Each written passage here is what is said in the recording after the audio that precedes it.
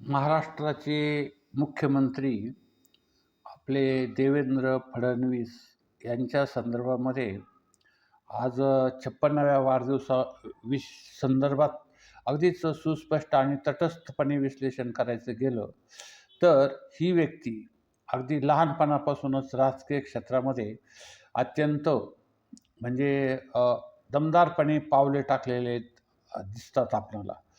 ही व्यक्ती ही सर्वसाधारण व्यक्ती नाही, तर आपल्या विशिष्ट विचारशैली, संयम, मुत्सद्दीपणा आणि इतर सर्व क्षेत्रामध्ये आपलं वर्चस्व कशा पद्धतीने टिकवता येईल आणि परिस्थितीमधून कशा पद्धतीने मार्ग काढता येईल, यामध्ये देखील ते अग्रेसर आहेत.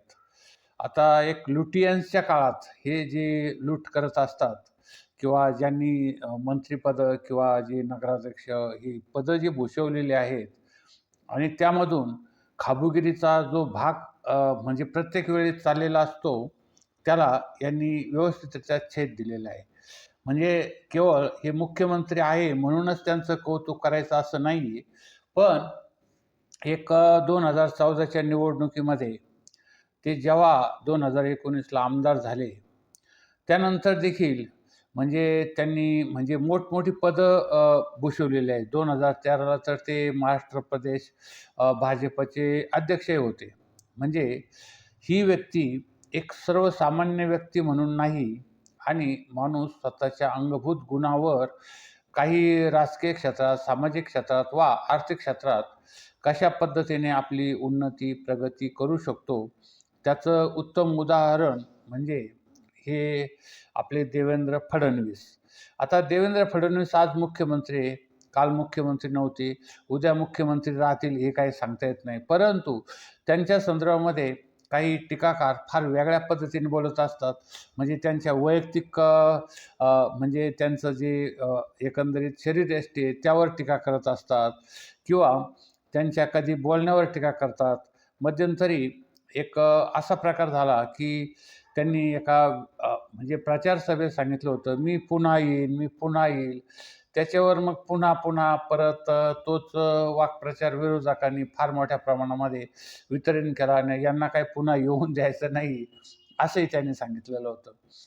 अर्थात यामध्ये राजकारणामध्ये जे चढ-उतार होत असतात, ते चढ-उतार आपल्या सर्व जनतेने पाहिलेले आहेत आणि त्यांचा परिचय प्रत्येकाला आहे असं नाही. फक्त महाराष्ट्रातल्या सर्व जनतेला मुख्यमंत्री म्हणून माहीत आहे, धडाडीचे मुख्यमंत्री म्हणून माहीत आहेत.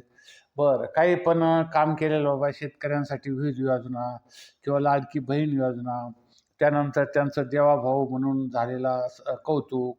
तर या ज्या सगळ्या गोष्टी आहेत, तर या संदर्भामध्ये त्यांचा पुढाकार म्हणजे महत्त्वाचा आहे. आता ही जी योजना लाडकी बहीण योजना झाली, ती त्यांच्याच पुढाकारातून झालेली आहे. कारण हे जेव्हा एकनाथ शिंदे आणि अजित पवार हे दोघेही उपमुख्यमंत्री झाले, तेव्हा त्यांनी स्पष्टपणे सांगितले, तुमच्या दोघांच्या ज्या काही फायली असतील त्या माझ्या नजरेखालून गेल्याशिवाय, मी त्याला मान्यता दिल्याशिवाय त्यापुढे जाणार नाहीत. म्हणून हे दोघं जे उपमुख्यमंत्री होते, हे जरी उपमुख्यमंत्री पदाचा दर्जा नसतो, म्हणजे आपल्या संविधानात तसा नाही आहे, परंतु आपण म्हणतो उपमुख्यमंत्री म्हणून, परंतु तशी वस्तुस्थिती नाही आहे. ज्येष्ठ मंत्री आपण त्यांना म्हणू.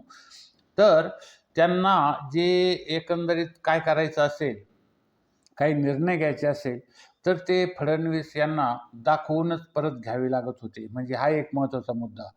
त्यानंतर एकंदरीत ह्या दोन पक्ष त्यांनी एकत्रपण केलं किंवा हे एकनाथ शिंदे यांना फुटीरपणासाठी त्यांनी एक म्हणजे साथ दिली वगैरे किंवा त्यासाठी त्यांनी थोडे म्हणजे एकनाथ शिंदे यांच्याशी संपर्क साधला वगैरे. काही लोक कशा पद्धतीच्या गप्पा मारत असतात आणि काही वस्तुस्थिती कुणाला माहीत नसते. मग आता देवेंद्र फडणवीस आहेच तरी कोण आणि त्यांनी केलं तरी काय? तर एकाच वाक्यात उत्तर द्यायचं तर हे म्हणजे जन्मलेले राजकारणी आहेत.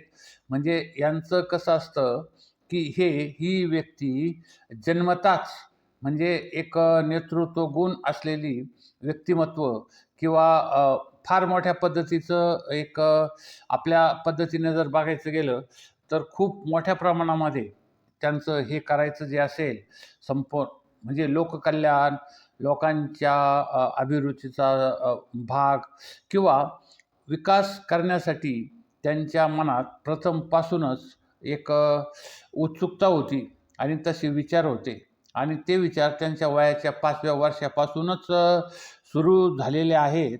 हेही आपणाला सांगण्यास नमूद करण्यास काही विशेष वाटत नाही. आता तुम्ही म्हणाल ह्या मुख्यमंत्र्याचा परिचय किंवा देवेंद्र फडणवीस यांचा परिचय सर्व महाराष्ट्राला आहे ना परिचय, फक्त काही व्यक्तीमधल्या. परंतु ही व्यक्ती पोलादासारखी आपल्या भट्टीतून म्हणजे सर्वसामान्य राजकीय भट्टीतून, सामाजिक भट्टीतून कशा पद्धतीने ही म्हणजे तावून सुलाखून बाहेर निघाली आहे हे मात्र कोणाला बहुसंख्य लोकांना माहीत नाही आणि त्याचीच माहिती मी आज आपणाला समोर सादर करीत आहे. त्यांचा आज वाढदिवस जरी असला म्हणजे तरी ते 56 वर्षे झालेले असले, पण महाराष्ट्राच्या राजकारणामध्ये आज त्यांची जी ओळख आहे ती अत्यंत संयमी, मुत्सद्दी आणि अभ्यासू नेतृत्व म्हणून ओळखले जाणार आहे.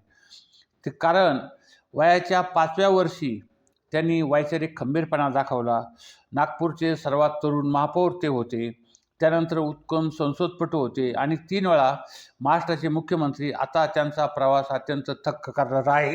आज महाराष्ट्राचे मुख्यमंत्री म्हणून त्यांचा जो प्रवास आहे तो महाराष्ट्र सरकारचे अधिकारी किंवा इतर सर्व म्हणजे तुमचे पब्लिसिटी खाते, त्यांची मित्रमंडळी किंवा जे लाभार्थी वगैरे जे लोक असतील ते सांगतच असतील. परंतु हा जो त्यांचा प्रवास आहे तो अत्यंत म्हणजे सर्वपक्षीय, उपमुख्यमंत्री काय, विरोधी पक्षनेते काय, अध्यक्ष, नगरसेवक, महापौर, आमदार, उपमुख्यमंत्री, मुख्यमंत्री आणि विरोधी पक्षनेते असा त्यांचा प्रवास आहे. हे बहुसंख्य लोकांना माहीत नाही. तर त्यांचं काय झालं, 1975ला त्यांचे वडील आमदार गंगाधरराव फडणवीस यांना तुरुंगात टाकण्यात आलं 1975च्या आणीबाणीच्या काळामध्ये. त्यावेळेस देवेंद्र अवघ्या 5 वर्षाचे होते. त्यावेळेस आपल्या पंतप्रधानाच्या नावाने म्हणजे जवाहरलाल नेहरू स्कूल जे होतं त्या शाळेत जाण्यात त्यांनी नकार दिला. ते म्हटले आम्हाला काय या शाळेमध्ये जायचं नाही बाबा. 5वीचा मुलगा पहिलीला जात असेल त्याला काय, त्यावेळेस पहिली होती आणि ह्या बालवाड्या वगैरे काय नव्हते एवढ्या. तर त्यांनी नकार दिला, म्हटले मला काही शाळेत जायचं नाही आहे. आणि मग नंतर त्यावेळेस राष्ट्रीय स्वयंसेवक संघाच्या शिस्तबद्ध संस्कारामधून त्यांच्या वेतनाला आकार देण्यात आला. 1992मध्ये ते अवघ्या 22व्या वर्षी त्यांनी नागपूर महापालिकेत नगरसेवक म्हणून प्रवेश केला आणि वयाच्या अवघ्या 27व्या वर्षी देशातील सर्वात तरुण महापौर ते नागपूर महानगरपालिकेचे बनले. आणि म्हणजे त्यांची प्रत्यक्ष काम करून लोकांचे प्रश्न ऐकून त्यांनी प्रशासकीय पकड मजबूत केली. त्यानंतर 1999मध्ये नागपूर मतदारसंघातून त्यांनी विधानसभेत प्रवेश केला आणि त्यानंतर ते आजतागायत पराभूत झालेले नाहीत. 2003मध्ये राष्ट्रकुल संसदीय मंडळाने त्यांना उत्कृष्ट संसदपटू म्हणून गौरवले. 2013मध्ये भाजपच्या प्रदेशाध्यक्षपदाची धुरा त्यांनी सांभाळली आणि 2014ला भाजपला ऐतिहासिक असा त्यांनी विजय मिळवून दिला आणि सत्ता मिळवून दिली. त्यानंतर म्हणजे महाराष्ट्रातील दिग्गज मंडळींना मागे सारत वयाच्या 44व्या वर्षी त्यांनी महाराष्ट्राचं दुसरं सर्वात तरुण मुख्यमंत्रीपद झालं त्यांचे. त्यानंतर फडणवीस यांच्या काळात कारकिर्दीत अनेक मोठे राजकीय भूकंप झाले. 2019च्या निवडणुकीनंतर शिवसेनेशी युती तुटल्यानंतर त्यांनी अजित पवाराबरोबर अचानक घेतलेली शपथ आणि 80 तासात पडलेलं सरकार हा त्यांच्या कारकिर्दीतील एक मोठा टप्पा ठरला. मात्र खचून न जाता विरोधी पक्षनेते म्हणून त्यांनी अत्यंत आक्रमक भूमिका बजावली आणि 2024ला ते पुन्हा एकदा राज्याच्या मुख्यमंत्रीपदी विराजमान झाले. हे महत्त्वाचं आहे. त्यानंतर त्यांनी पंतप्रधान नरेंद्र मोदी यांच्या विकसित भारत 2047 संकल्पनाला बळ देण्यासाठी फडणवीस यांनी महाराष्ट्राचा $1 ट्रिलियन अर्थव्यवस्थेचा स्पष्ट रोडमॅप तयार केला. दावोस परिषदेतून तब्बल 30 लाख कोटी रुपयाची गुंतवणूक महाराष्ट्रात आणली. समृद्धी महामार्ग, अटल सेतू, मेट्रो जाळे, मॅग्नेटिक महाराष्ट्रद्वारे राज्याचा कायापालट केला. मुख्यमंत्री लाडकी बहीण योजना आणि अर्थसंकल्पात भांडवली खर्चात 21% वाढीद्वारे सर्वसामान्यांना दिलासा दिला. गेल्या काही वर्षात प्रशासकीय व राजकीय आव्हाने फडणवीस यांनी अत्यंत संयमाने हाताळली. जानेवारी 2026 बारामतीजवळ झालेल्या भीषण विमान अपघातात तत्कालीन उपमुख्यमंत्री अजित पवार यांच्या दुर्दैवी निधनानंतर फडणवीस यांनी अत्यंत खंबीरपणे सरकार, प्रशासन आणि राज्याला सावरले. कोणतीही दंगल न घडवता शहरांची नावे बदलणे, कोणताही गोळीबार किंवा हिंसेशिवाय जटिल आंदोलनं सोडवणे, एकाच वेळी महामार्ग आणि मंदिराचा जीर्णोद्धार करते, यावरून त्याची प्रशासकीय पकड सिद्ध होती. राजकारण गोंधळाला बक्षीस देते, पण इतिहास संयम आणि कामाला लक्षात ठेवतो. या सूत्रावर विश्वास ठेवणारे देवेंद्र फडणवीस आज महाराष्ट्राच्या विकासाचे मुख्य सूत्रधार मानले जातात आणि ते अतिशय उत्कृष्ट मुख्यमंत्री आहेत. त्या संदर्भात अधिक काही सांगायला नको. तर आमचं हे ATM वर्ल्ड चॅनल संपूर्ण महाराष्ट्रात लाखोच्या संख्येने लोक बघत असतात. कुणाची स्तुती करणारा हा चॅनल नाही, परंतु वस्तुनिष्ठ माहिती देणारा हा चॅनल असून आम्ही याद्वारे आपल्या मुख्यमंत्र्याची वस्तुनिष्ठ माहिती आपणास दिलेली आहे.